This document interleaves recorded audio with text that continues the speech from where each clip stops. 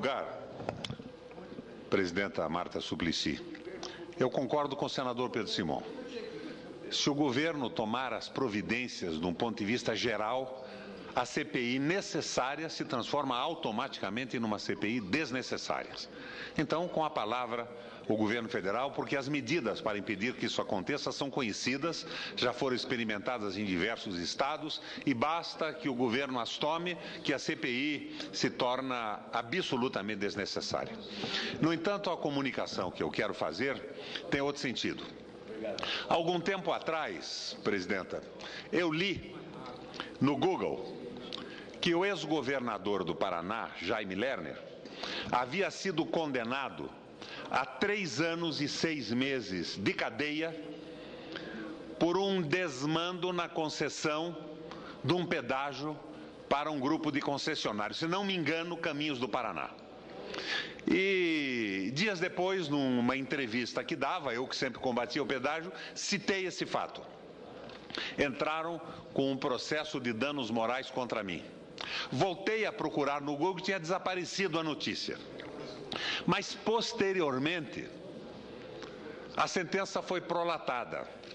E o governador Jaime Lerner foi condenado em primeira instância pelos erros ou ilegalidades da concessão do pedágio da Lapa, da região da Lapa, em Curitiba, a 3 anos e 6 meses de cadeia.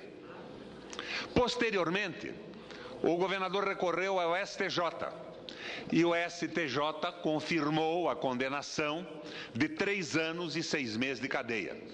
Como o ex-governador tem mais de 70 anos, ele não está cumprindo pena em prisão. Está aproveitando alguns benefícios da sua provecta idade. Eu juntei esses documentos no processo que movia o governador através de seus advogados contra mim, mostrando que realmente ele tinha sido condenado em primeira e segunda instância e que eu havia lido no Google uma antecipação, um vazamento provável da sentença, que foi corrigido pelo Google posteriormente, mas que a condenação tinha sido exatamente aquela, 3 anos e 6 meses, confirmada pelo STJ.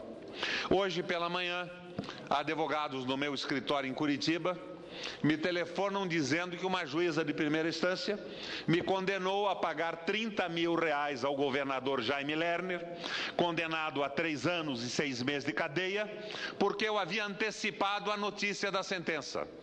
É este samba do crioulo doido que tem que acabar no Brasil. Eu, na tribuna de segunda-feira, me referi a uma tese do professor René Ariel Dotti, que administradores públicos têm que gozar da imunidade quando defendem o erário e quando denunciam e pedem a apuração de um desmando qualquer. Eu estou sendo bombardeado pelo Judiciário do Paraná. Como governador, denunciei inúmeros crimes contra o erário. Os processos, alguns deles movidos pelo Ministério Público depois da minha denúncia, não andam. Em alguns, 7 ou 8 anos depois, não houve nem a citação dos responsáveis. Mas os juízes insistem em dizer que o governador Roberto Requião tem que ser condenado porque ele não podia ter chamado um ladrão de ladrão antes dele ser condenado em instância final.